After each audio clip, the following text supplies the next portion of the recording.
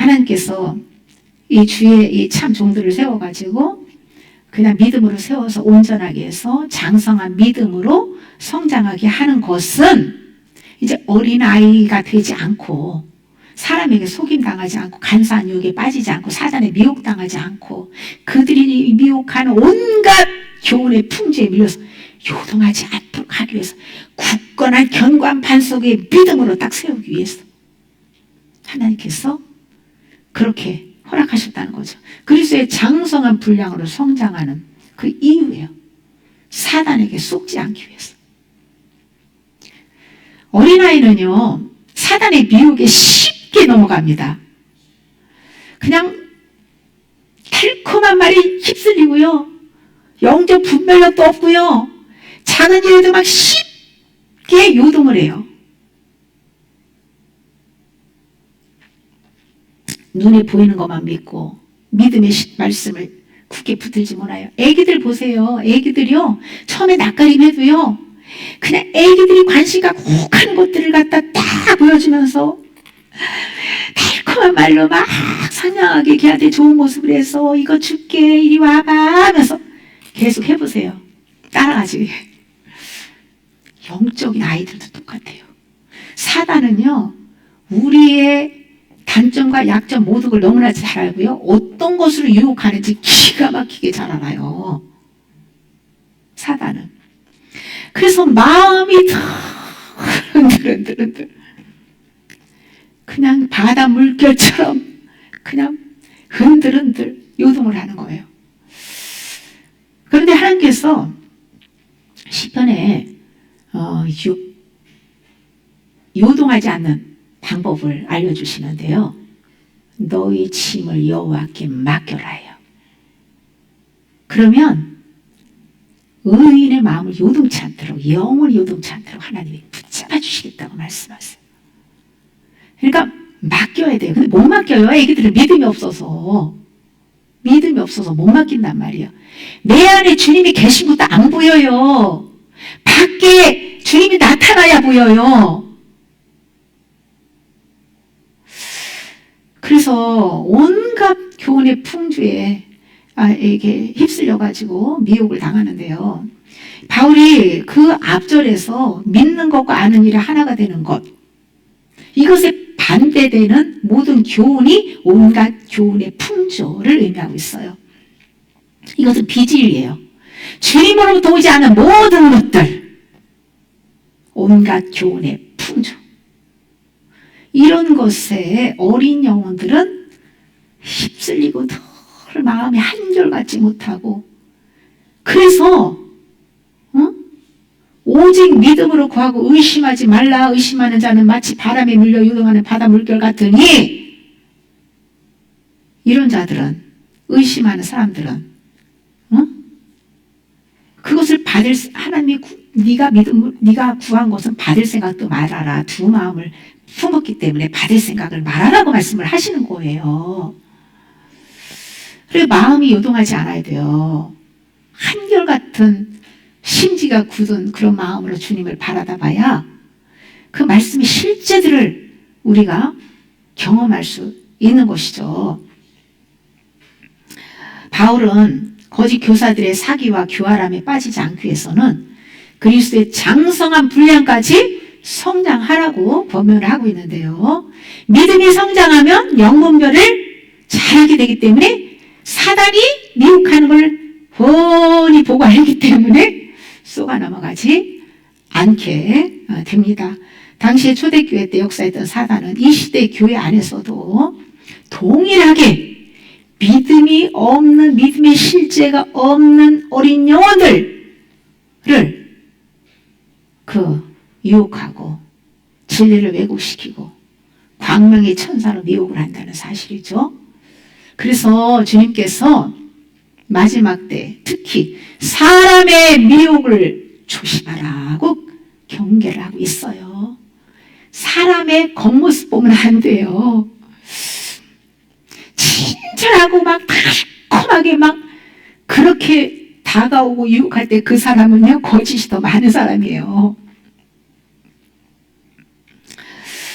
십자가 복음과 성령의 열매를 기준으로 해서 진짜와 가짜를 분별해야 합니다.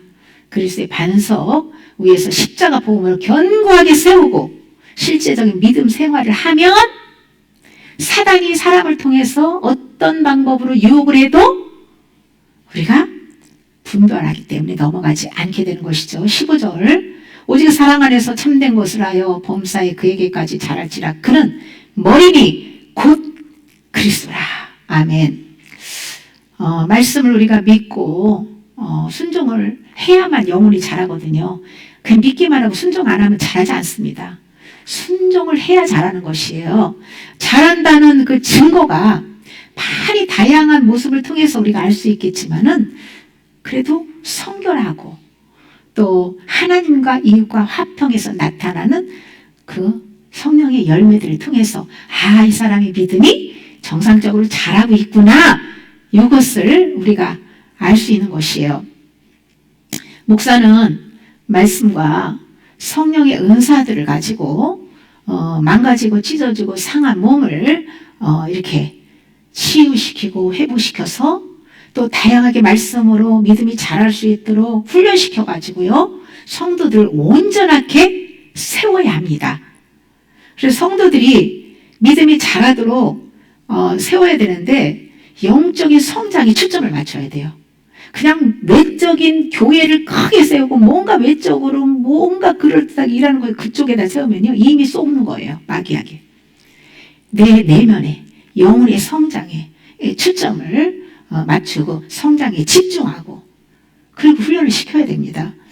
회복과 훈련을 통해서 영혼이 온전하게 돼서 성령 안에서 그리스도의 사랑으로 하나가 될 수 있도록 계속 기도하고 말씀으로 세우고 훈련하고 도와줘야 되는 것이죠. 은사를 주신 목적도 성도들을 장성한 믿음으로 성장시키고 그리스도의 몸으로 세워서 주님을 위해서, 주님을 이제는 너를 위해 살지 말고 주님을 위해서 봉사하고 살라고 주신 것이에요. 봉사는 자체가 목표가 아니고요. 봉사를 통해서 훈련받고 그리스도의 장성한 분량에 도달하기 위해서 봉사를 해야 되는 거예요. 그냥 봉사 자체의 목적을 두고 그거에 빠져서 하면요, 마귀에게 쏟게 되고 그냥 결국은 넘어지고 시험에 빠지게 되고 서로 관계도 깨지고 안 좋아지는 거예요. 하나님은 봉사를 통해서 그 봉사 자체가 주님이 여기 꽃꽂이를 이쁘게 이렇다고 주님이 이 꽃꽂이 이쁘다 기뻐하시겠어요? 아니면 막 그냥 교회를 아름답게 졌다고 내 성전 너무나 아름답다 기쁘다 하시겠어요? 헌금을 많이 냈다고 그 헌금을 나를 위해서 이렇게 헌금을 많이 해서 기쁘다 주님이 돈이 필요한 분입니까? 돈을 기뻐하시는 분입니까? 우리의 믿음을 키워주기 위해서, 우리의 마음을 보시기 위해서. 그래서 그런 자체가 중요한 게 아니라요,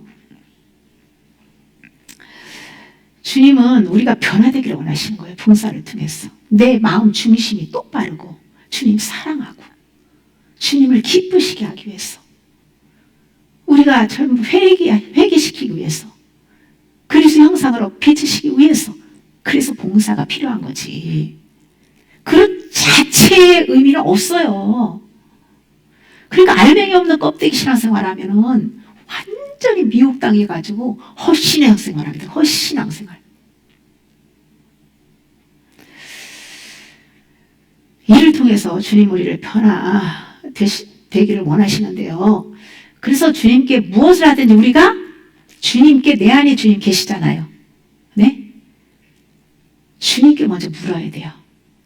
늘 묻고 모든 일을 보고를 눈에 보이는 사람에게도 물론 교회의 질서가 있고 거기에 맞춰서 다 해야 되지만, 덕을 세워야 되지만 주님께 보고를 해야 돼요.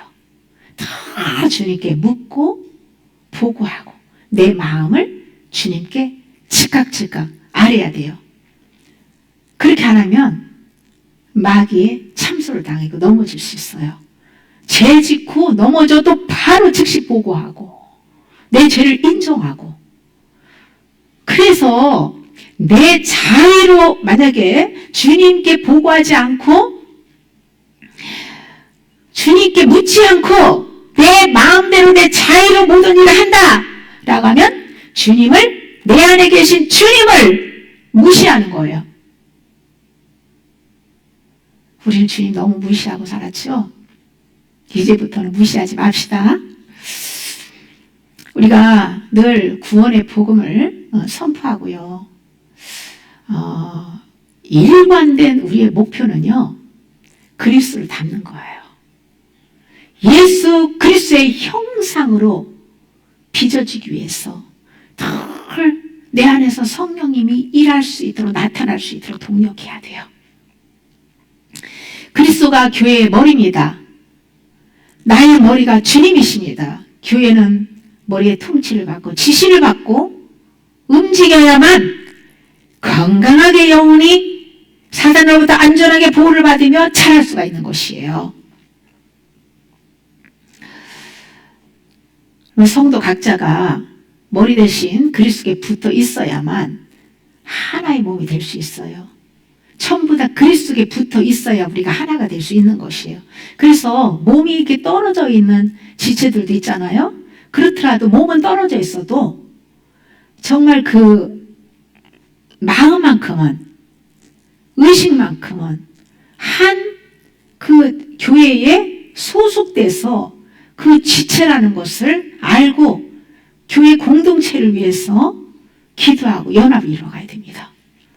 사역자와 성도들은 영적인 성숙에 초점을 맞추고요, 합력해서 서로가 선을 이루어야 합니다. 목사가 혼자 말씀만 전한다고 되는 것도 아니에요.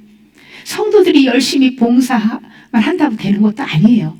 전부 다 맡겨준 자기 위치에서 주님의 사랑으로 서로가 합력해서 선을 이루어야만 하나가 될 수 있죠. 십자가를 통과하고 옛사람을 처리받고 부활 생명으로 연합할 때에 부어지는 하나님의 사랑이 그리스도의 장성한 분량으로 자라도록 주님께서 이렇게 우리를 자라도록 눈에 보이지 않게 실제적으로 구원을 이루어 가시는 분은 하나님이십니다. 하나님의 형상으로 회복돼서 하나가 되는 것이 하나님이 우리를 부르신 하나님의 뜻이에요. 그런데 어린 영혼들은 눈에 보이지 않는 주님보다 눈에 보이는 사역자를 더 믿고 의지하는 경향이 있잖아요. 어린아이가 스스로 설 때까지는 사랑으로 계속 보살펴줘야 되지요. 그러나 어느 정도 홀로 설 수 있는 그 믿음의 단계가 되면은 그 다음부터는 내면에 계신 주님을 바라다보고 믿고 의지하고 이렇게 홀로 설 수 있는 그 믿음의 훈련을 받아야 되는 것이에요. 모두가 주님을 믿고 의뢰해야만 주님의 그 은혜와 능력을 힘입어서 서로가 사랑으로 하나가 되도록 연합을 이루어갈 수 있습니다. 사역자를 통해서 주님을 발견하고 그 주님을 직접 만나기 위해서는 말씀 안으로 들어가야 돼요. 주님의 도움을 받으려면 우리는 사랑을 의지하면 안 돼요. 사랑.